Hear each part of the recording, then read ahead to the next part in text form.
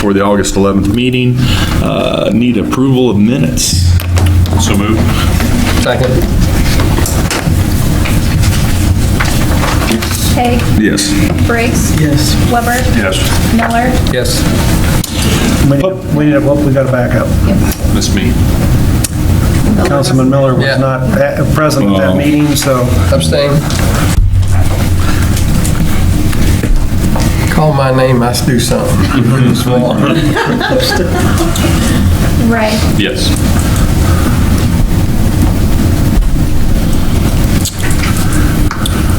All right. Next on the agenda is a public hearing to grant or deny the request. A request from Mark Luter to place one shipping container on his property located at 910 West Liberty. Mr. Slagle. we have to have a motion to open the public hearing first. I move we open the public hearing. Second. Haig. Yes. Briggs. Yes. Weber. Yes. Miller. Yes. Ray. Yes.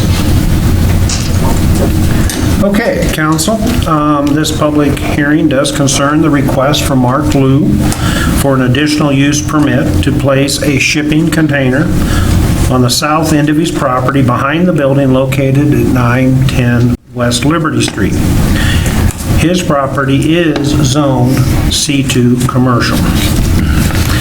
The container is out of sight from the street view from Liberty Street because it's behind the building, but as you can look at the map, it is in view of the residence to the south, which is a residential zoning R2 district immediately to the south of this property.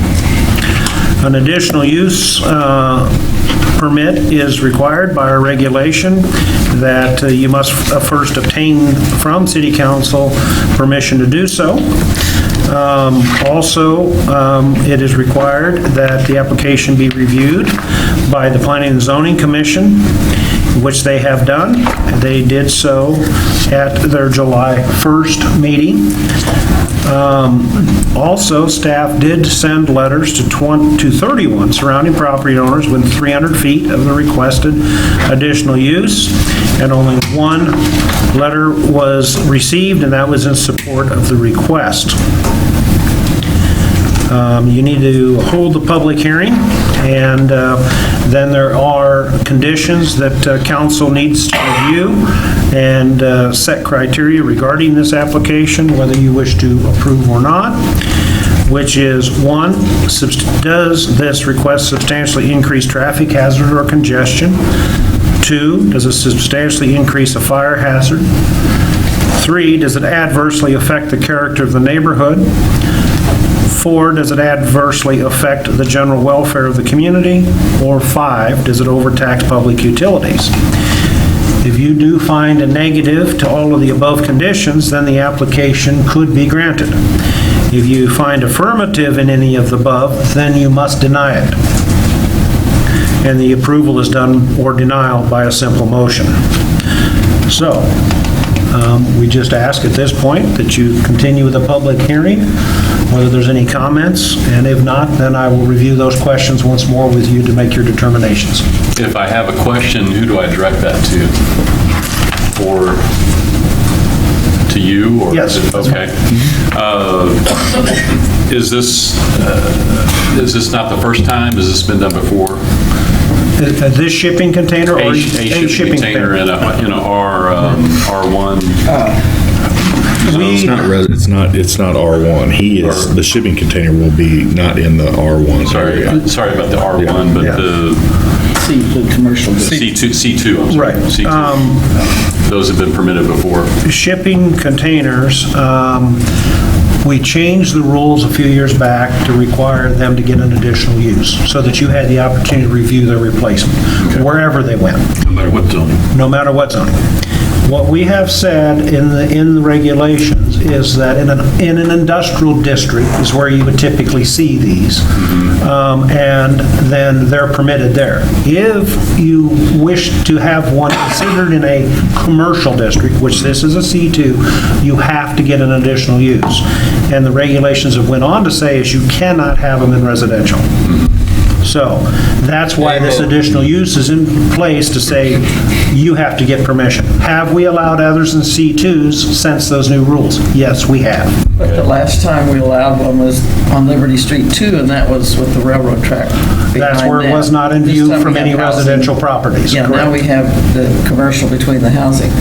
But I assume all the neighbors were contacted and They were all sent nobody notices. responded. We only received the one notice, which did not have a problem with it. And they're not permitted to add electricity to these things, or, That is correct. okay, it's Did in they- writing, okay. Did they have a picture to show to planning and zoning?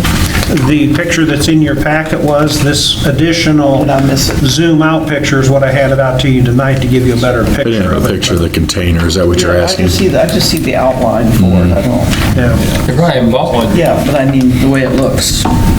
It's not orange, I know that. I don't think they don't have a picture of the container, I don't think. No, a picture of the container. we need to No. close the hearing before we vote on these. No, I'll have to go through these Do we- questions first. One at a time. Yeah. Okay. So, council, if you're ready, you need to either tell me yes or no to these concerns, which is the criteria regarding this application. 1, does it substantially increase traffic hazards or congestion? No, for No. 2, does it substantially increase fire hazard? No, Okay. 3, does it adversely affect the character of the neighborhood? No, from my perspective. no, Not if we haven't had objections to it. I don't think, no. Okay. 4, does it adversely affect the general welfare of the community? No. no. When I need to back up, I'm sorry, I was looking at the wrong one. Number 3, I think it could affect the character of the neighborhood because of the view that the people on Latney Street have of their back. Would that apply to number 3 or 4? 3. It'd What I thought. probably, your reasoning would apply to 3 in my mind. That's, okay, let me back up. I'm going to say yes, it does adversely affect the character of the neighborhood. Do I need to go back to 3? Let me go back to 3 as a whole so we understand. 3, does it adversely affect the character of the neighborhood? I'm hearing 1 yes. Yes. Not if all those people didn't care.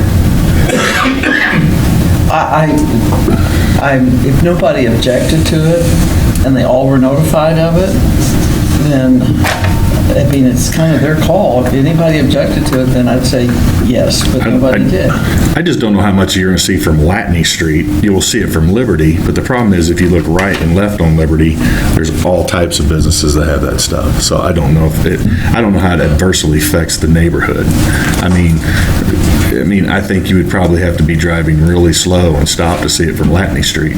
I'm not concerned about people driving by, I'm concerned about people living there. Well, then that- And I understand. And they had an opportunity to I understand. file a letter.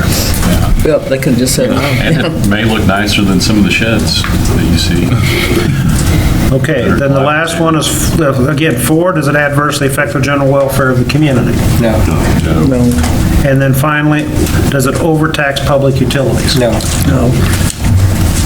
So, you have a mixed opinion on 3. So now you have the choice either to grant or deny. Or you could send it back for further review if you so chose, back to planning and zoning. That's your choice. Well, I'm going to deny, subject to sending it back to planning and zoning after to look at it again, based on these residences. And I understand that those folks all had the opportunity to object. But most of us, being simple like me, won't know what they're objecting to until they see something going up, and then they're going to say, what in the world are you all doing in my neighborhood?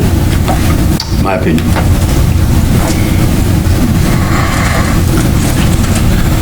We have to close the public hearing to move We forward. should probably close the public hearing and then have your motion however you wish to proceed. I move to close the public hearing. Second. Haig, yes. Briggs, Yes. Weber, Yes. Miller, Yes. Wright, Yes.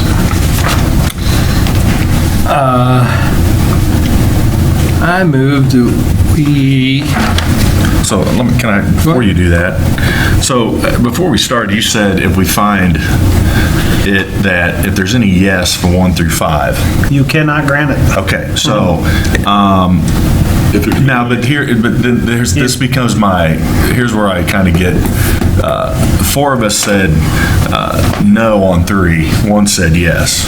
Does the 1 yes overdo all 4 of us You'd on have to number go to 3? majority. So then if we found really no, I mean, we By found, majority, you found no on each. yeah.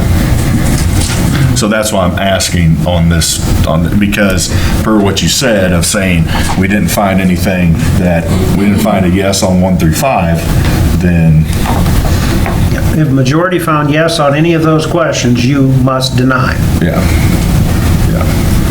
So we didn't find, ready? yeah. But again, you're up to whatever motion you wish to make. Yeah, go ahead, sorry. I move we grant an additional use permit requested by Mark Lute to place 1 shipping container on his property located at 910 West Liberty. Second, Haig, yes. Briggs, Yes. Weber, No. Miller, Yes. Ray, Yes.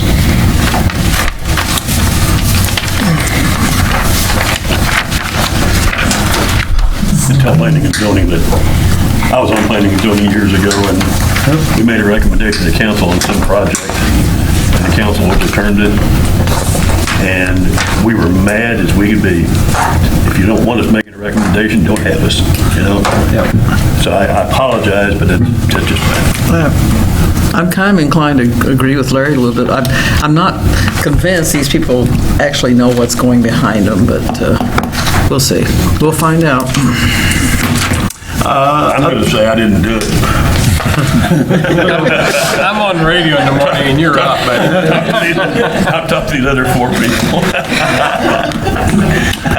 Other business, staff report, authorize the purchase of a dirt sifter for the Parks and Recreation Department. Mr. Slagle? Yes, we have advertised for bids and got bids. To cover the bids and the recommendation, Chad Ryder. Good evening, Mayor, Council. The 2024-2025 capital outlay detail for the cemetery department includes a $34,400 line item for a dry dirt shelter.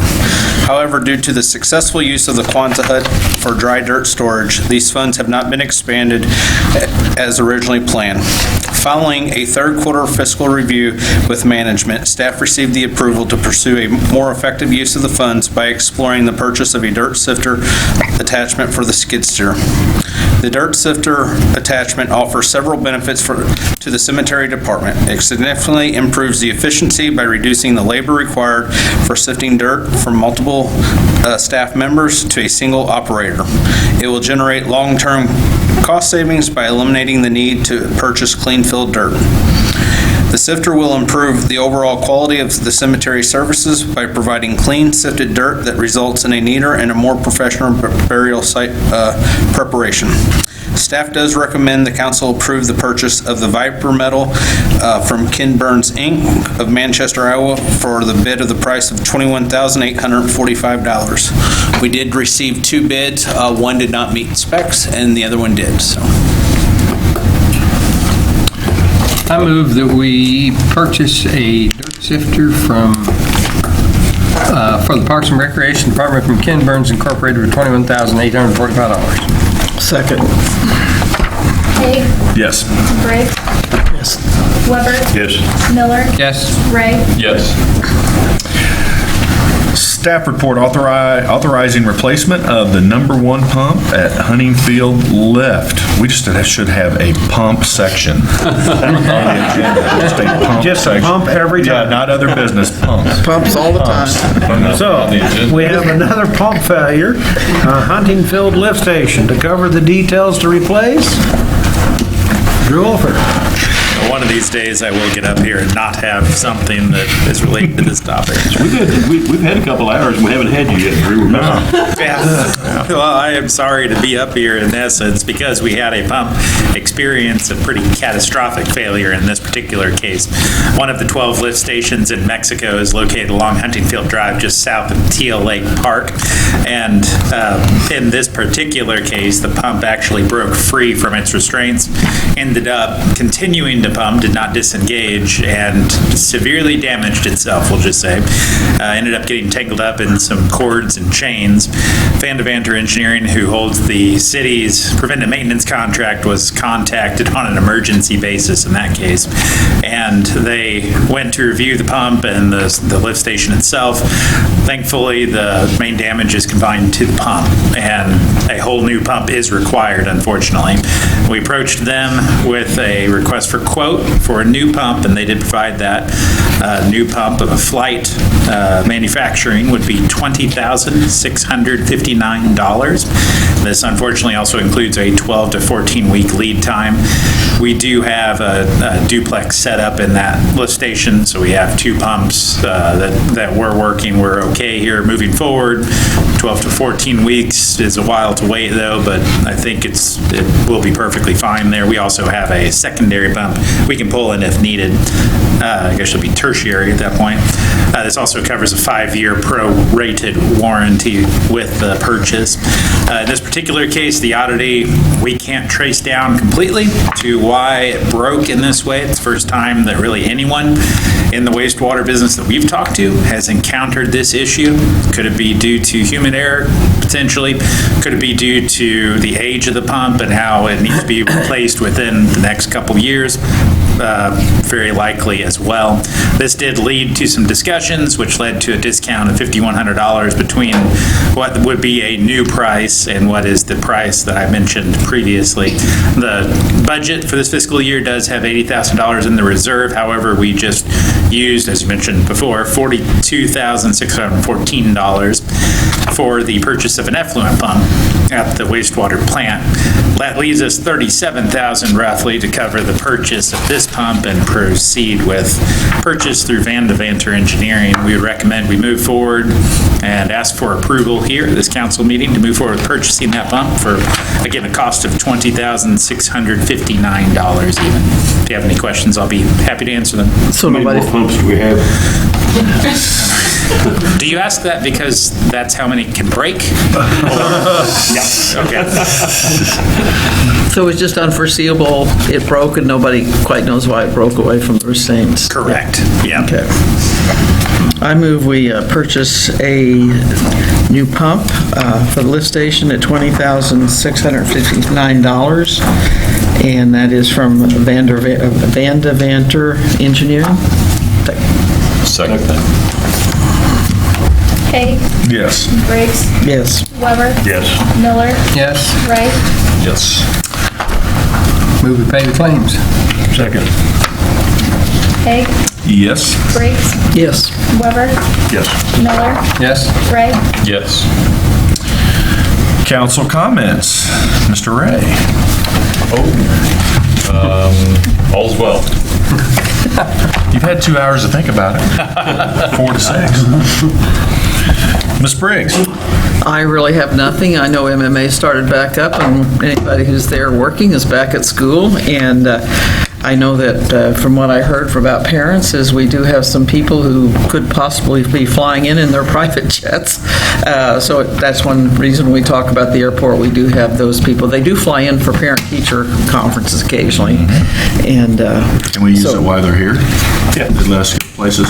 I don't While know. they're visiting or something? Like they come in, we leave? they come in and they come to, they're just like any other parent-teacher conference, except they come in a private jet. So, Good. Mr. Miller. Everything's just perfect. I'm just living a dream here. We barely got through last meeting without you. I'm sure you did. I thought about you the whole time. We struggled, but we made it. So, Mr. Weber. Nothing. I was worried about Mr. Miller not getting back, but he liked it so much out there, but he came back. I don't have anything. Thought you'd bring us back or something. Thanks. I got it, but I don't want to show anybody. Mr. Slagle. This evening, I think we should recognize one of our staff members in the audience, and that's Patrick. Patrick Shaw, I'm just not sure I understand this award, but from the Moose Lodge, I understand that you've got this grand award now, that, what is it, you got your official moose ears or something? or- The Pilgrim degree is the highest that the male member can achieve. Congratulations, Patrick. Good deal.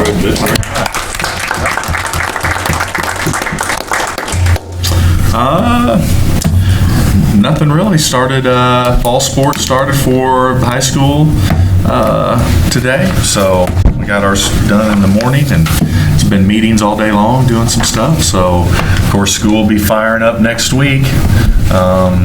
So get them all to school, and we'll be back into it for another school year. But other than that, I don't have anything else. So, all right, time for public comments.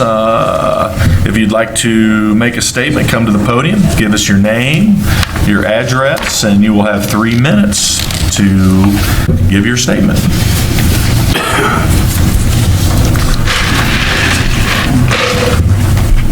Good evening. I'm Iris Shoemaker. I live at 5 Branchwood Road, and this may be a different public comments moment.